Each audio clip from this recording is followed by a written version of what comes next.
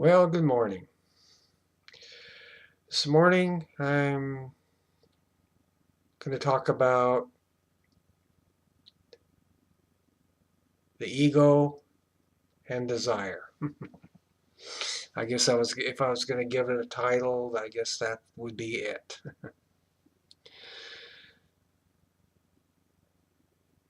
And I just wanted to kind of share something that kind of has been brought to light in my life, especially in the last day or so. I've done a lot of introspection, a lot of reflection, and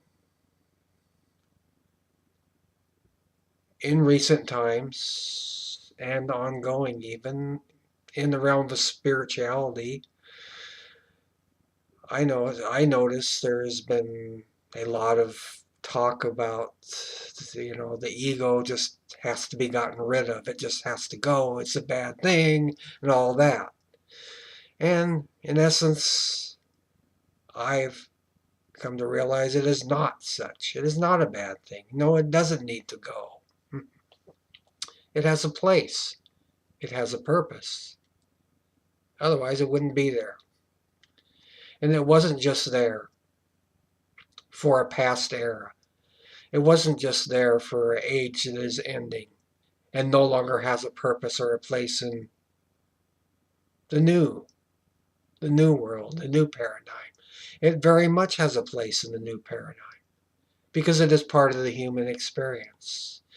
And it was never, and it's not the place for us to just trash part of the human experience. We're to integrate the entire human experience with the higher aspects, the on the different planes of existence, those parts of us that have a greater understanding, that are greater to or have a greater openness to the truth of all that is, the part of us that truly remembers all, the part of us that truly knows all. And some of us are more into that part being in our daily lives, and some of us are working towards that. And it doesn't matter where one is. Awakening is not to release the ego, or to get rid of it. No. The ego simply is to be brought into balance. That's all we need to do with it. It can still serve us. It can serve us immensely. We don't have to get rid of it. We don't have to throw it out or throw it away as a useless thing. It's a very vital tool because it's part of being human. And right now we're integrating our experience of being human with the aspect of our totality that knows all, that is everywhere in every moment, that is, in essence, all in every sense. We are integrating our human experience into that. So, let's not get rid of any part of our human experience, but let's integrate all of it. That is the soul's purpose, is it not? Desire must be allowed to flourish. Yes, it must be allowed to flourish, not be suppressed. And I'll get more into that in a moment.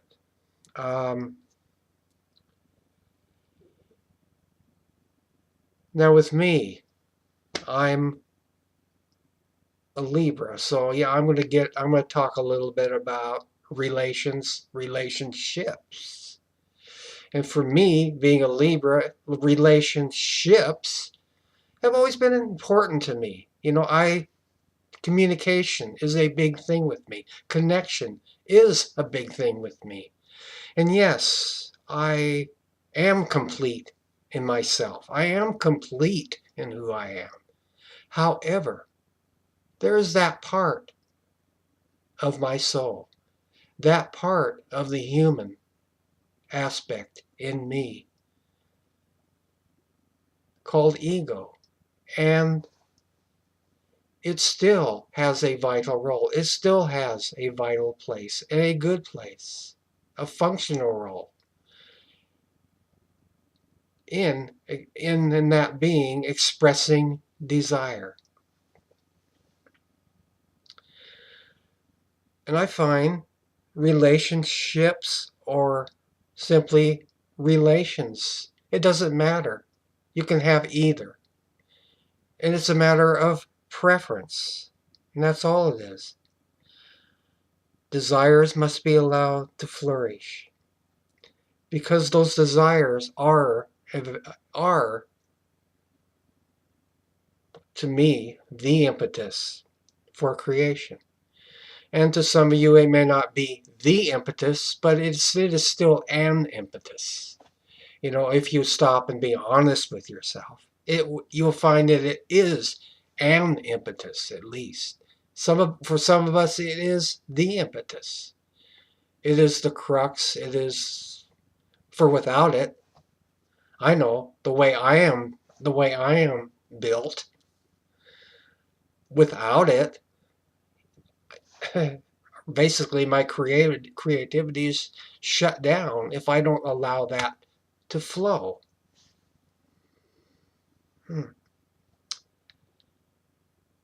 We must create within our human experience. Not throw part of that human experience, but to create within the entire human experience. You know, for instance, for a man, he could be walking down the street and he sees a beautiful woman, you know, and there is nothing wrong with allowing the desires that arise within him as he sees the beautiful woman. And there is nothing wrong with him to say, oh, why, it would be so great, it would be so wonderful to be with her tonight or right now or whatever, and allow that to flourish. Now, you don't want to focus, and you don't take that to the point where he begins to dwell on her as an object or as an objective. No, he just appreciates the experience. He allows it to flourish and allows it to be, allows it to fully come to be. And so he can express that, you know, and when he does it that way, that is a good way. You know, it's done in a good way because he deals with it right then and there. As it flourishes, he expresses the feelings. And they're going to come out in a good way. Whereas if he just buries that, it may not come out in a good way later.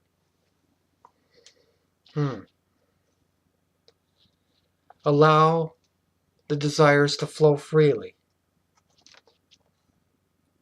Allow them to be expressed.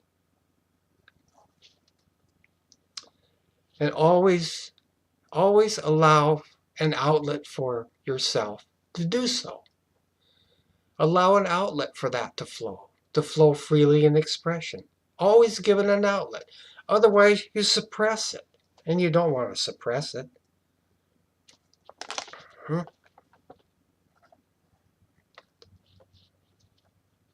For desires not to flourish leads to that desire to end up being compartmentalized or put in a box or put on the shelf and stuffed into a compartment, and there it sits. And when one continues to have like experiences, they just keep adding to that thing they put away over here. They keep adding to it and adding to it and adding to it and adding to it and adding to it. And then one day, the moment comes where, boom, there's a big explosion. They blow a cork and wonder, what in the world? Where did that come from? What's happening? Well, they didn't allow that desire. They didn't allow those emotions to flow out freely in expression. And I guess that's the main thing I want to get to here in this video this morning.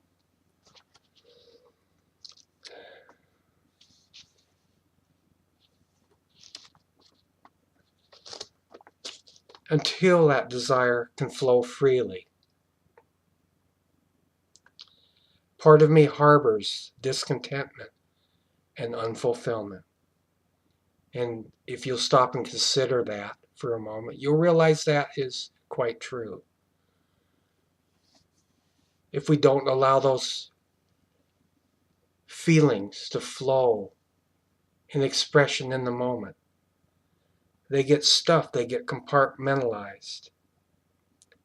And it leads to, and they keep getting added to and adding to and adding to, and you have discontentment forming. Discontentment builds up, and unfulfillment, and it goes on, and it keeps getting added to. We don't want that. Express those feelings in the moment. Allow the desires to flourish. And don't pretend those desires don't exist.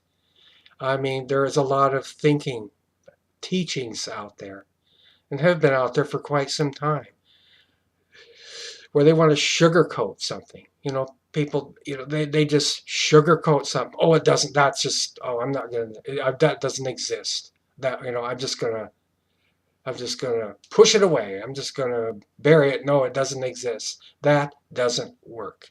As I just explained, what will result? Desires don't have to resign to a state of neediness. No, I am complete. I am complete in who I am. Yet, okay, I didn't even want to say yet, but I am complete in who I am. The ego wants to express in the moment the feelings that arise. And it doesn't come out of neediness. It is simply a matter of preference. Every soul has preference, and preference is not personality. Preference is not personality. Preference just is what it is. And personality, by the way, is part of the balance. And there are times when you must